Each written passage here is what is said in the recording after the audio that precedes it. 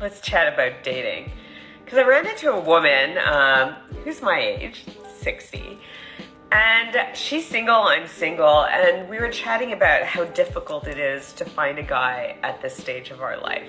Because the guys who are our age, including my cousin who recently got married, always go for the younger girls. So she said she tried all the Tinder and all the apps and couldn't find a guy. So she said, okay, I'm willing to pony up money and pay for a matchmaker. Old. Old? Old. All right, woman, let's get something straight here. You're not middle-aged. By saying that you're 60 and middle-aged, that would imply that you're going to live to see 120, and considering that you're still single, it'll be nothing short of a miracle if you make it to 80 before becoming a bowel movement for your cat. Now, you have no right to be shocked over the fact that you've aged out of the dating market. That's something you brought on yourself, sister. You have had plenty of opportunities spanning over multiple decades to find yourself a halfway decent guy, but you decided it would be a better idea to gamble with time you didn't have to lock down a man who doesn't exist. Now it's at the point where the men who do exist refuse to acknowledge your existence because, well, look at you. There's no need to mince words here. If your skin was leathery, it would be a massive improvement over what you're sporting right now. And your sheer ignorance towards the basic societal norms doesn't help you either, sister. Be honest with yourself for a second. Do you really think that there are men out there who want to see you naked? Because that is how nightmares get started, woman. And she went to a matchmaker here in Montreal who's quite known in the city. And basically this woman said to her, at your age, you're basically unmatchable. Like, forget about it. No guy's gonna go for you. Like, what a thing to say to anybody. Like, talk about stabbing her in the dark, in the back and saying, basically you're done. You're like a has-been and no man will ever go for you. Day and night she talks. Each word more useless than the next. Lady, that's not backstabbing. That's just being completely honest because she's not wrong. You're over 60 and still looking for a man. There is no chance that you're going to find anybody. You're just butthurt that someone had the gall to tell you the truth to your own face. You've aged out of the market to the point where your hips couldn't even handle a quick round of Humpty Dumpty. There aren't a whole lot of men out there who'd be that desperate and willing to take on that kind of a potential liability. It's just not in the cards for you, sister. And what exactly would you prefer? Have this matchmaker lead you on and tell you that there's someone out there for you even though there's clearly nobody? She's a matchmaker, not someone who can conjure up imaginary people from the ether. Either way, it ends with the same result. Except the honest route allows the matchmaker to actually, match people up and not waste their time trying to find a match for someone whose eggs rusted out back during the Obama administration. Yet, guys in their 60s, 70s, and 80s, we've seen they're all having babies with younger women.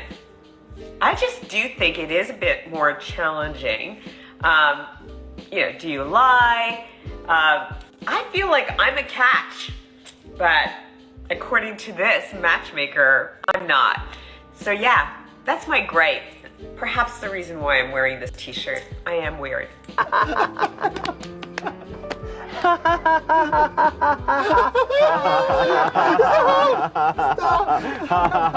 I hate to break it to you, sister, but if you're a catch, it's the kind of catch that a man will throw back in the water almost immediately. And not only will they throw you back, they will do everything they can to forget that you were ever reeled in the first place. And not only that, but they will also take that little fact to the grave with them and never tell a soul that it ever happened.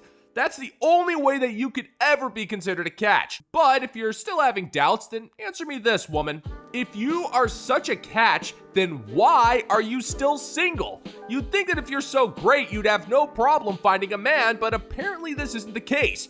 It doesn't matter what you think. I could think that I'm worth 2 metric tons of gold bullion, but that doesn't make it so. And that's because you don't set your own value on the dating market. That's why men in their 70s are getting women pregnant, and you're still single and complaining about it incessantly on TikTok. That has nothing to do with you being weird, lady. The only thing weird about you is that jawline of yours. Seriously, you could open up a can of soup with that chin. Well, something about that is just downright unsettling. You don't realize this because you're not in contact with this person, but the more they go out, the more they realize how rare you are. The more people they talk to, the bigger regret they have over losing you. Their social life is just reinstating the fact, or should I say fear, you really are that unique and different. So let them go out, because it's only highlighting how amazing you are.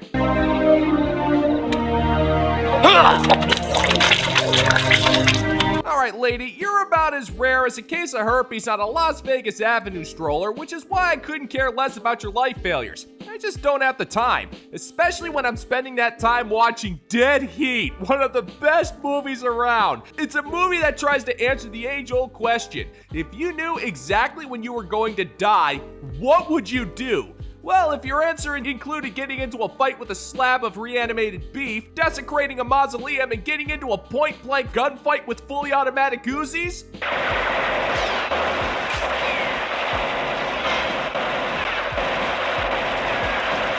then Dead Heat is the movie for you. Now, I know what you're thinking. Joe Piscopo actually did a movie that was legitimately enjoyable to watch? Well, that answer is fairly obvious, especially when Treat Williams is your co-star. I'm not kidding when I say this. That guy loved his job so much that he could make a puddle of puke look good in a movie. And that's not something I say lightly. Name me one movie that was made worse because of Treat Williams. I dare you. I'll wait. I got spare time. And while you're trying to randomly guess a movie that does not exist, I'm taking comfort in knowing that Treat Williams is out there in the next dimension making epic movies that brings a tear to the eye of the intergalactic space god Pogafarm. All hail! Let's talk about men that play video games, because I know it gets kind of controversial. Ladies, if you think that you're being controlling for not wanting your men to play video games as much as he does, or if he gets upset at you because you want to spend time with him and he's choosing to play video games instead, you have a right to be upset and your feelings are valid, okay?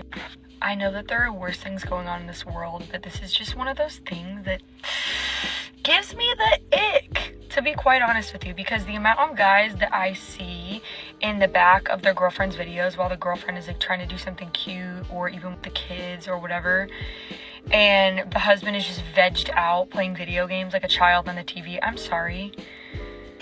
You need to face the fact. You're a racist. A racist. You, not me. I'm not the racist. And here we have yet another case of modern women trying to invade one of the last few spaces that men have to themselves. They've taken over the home, the gym, sports, and now they're coming after video games. Just listen to the words that she uses. She calls that man a child because he can't be bothered to participate in his spouse's dumbass and invasive TikTok video where she lip syncs to some Carrie Underwood while trying to figure out the best filter for her eyelashes. Video games are an easy escape for men. It allows them to shut off their brains for a few hours, and there's nothing wrong with that. It's kind of like when you drink a box of cheap wine and watch a bunch of true crime dramas, except in our case, it doesn't involve cheap alcohol and doesn't leave us thinking that rabid wolves are a safer option than random women. But you hate video games because if a man is playing video games, he's not validating your existence 24/7. And if a man isn't validating your existence every hour of every day, then that man is worthless to you.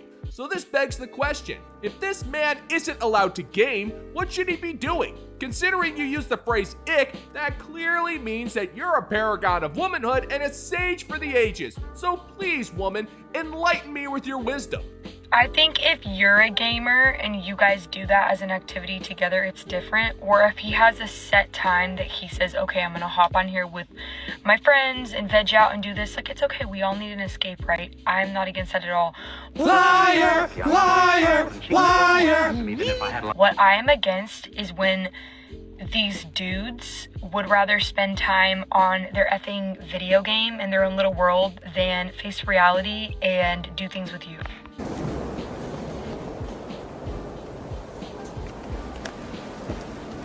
Nice try.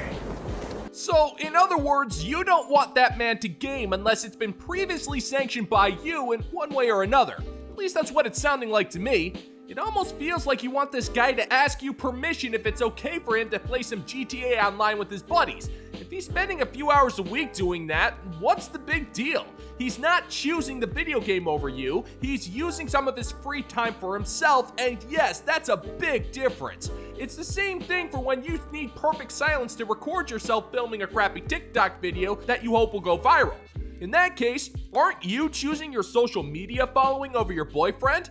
Now, you might argue that your social media garbage is more productive, but is it really? I mean, come on. Neither one of you is making any money doing it, and while you're just stressing yourself out by bitching into a camera, at least he's enjoying himself with his friends, so what's the big deal? I'll answer that for you, sweetheart. The big deal is that you're jealous over the fact that your boyfriend has more avenues to decompress and is able to shut off his brain while you stew over every single thing that bothers you because you're living the Boss Bay Yas Queen lifestyle, and it's left you without a way to unplug from the world that doesn't involve alcohol, makeup, or Taylor Swift music. Like, bro, you're 25 years old, you're almost 30, sometimes in their 30s and then in their 40s, and you'd rather play a video game than go pick up a book or work on yourself or make more money, or I don't know. It's just, to me, it's unattractive. I'm probably gonna get hate for that, but I don't care. And a lot of you girls need to ditch your gamer boyfriends who choose the games over you, because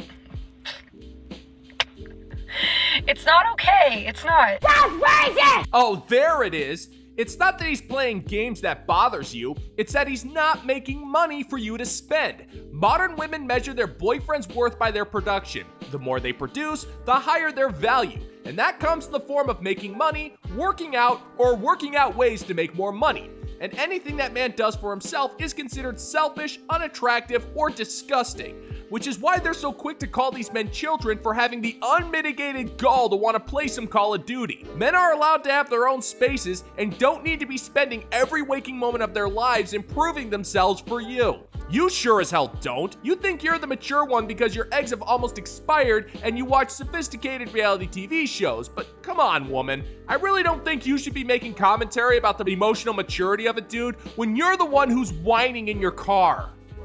So one of my exes was a gamer, right? And I had an interview at JP Morgan, an interview for an internship that would have paid $30 an hour and probably would have changed the whole trajectory of my career. Okay, and I was in our little room, like our little office den area, and he was out in the living room, and he knew that I was in an important interview. And what does this man do? He continues to yell and scream at the TV in front of him at his friend on this headset. And not only was I super embarrassed, I truly believe that I lost that opportunity because I couldn't focus, one, and then two, there was a screaming little boy in the background. And when I told him to be quiet, he got so defensive.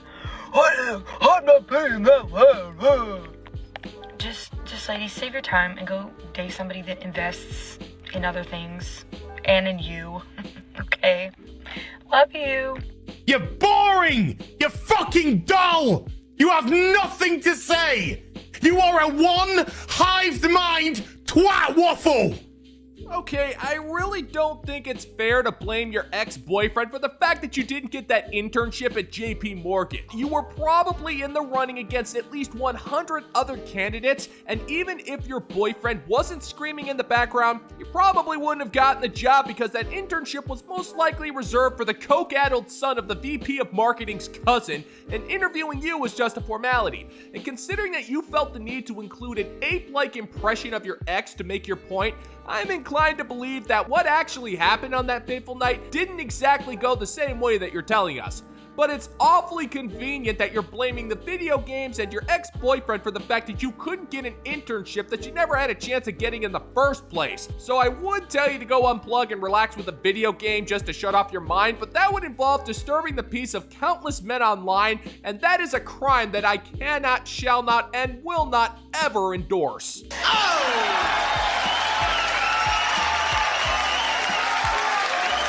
And that is going to do it for today's video, gentlemen and gents. And as always, if you find that my particular brand of comedy is bringing you to the brink of laughter, then why don't you scroll on down and click that like and subscribe button.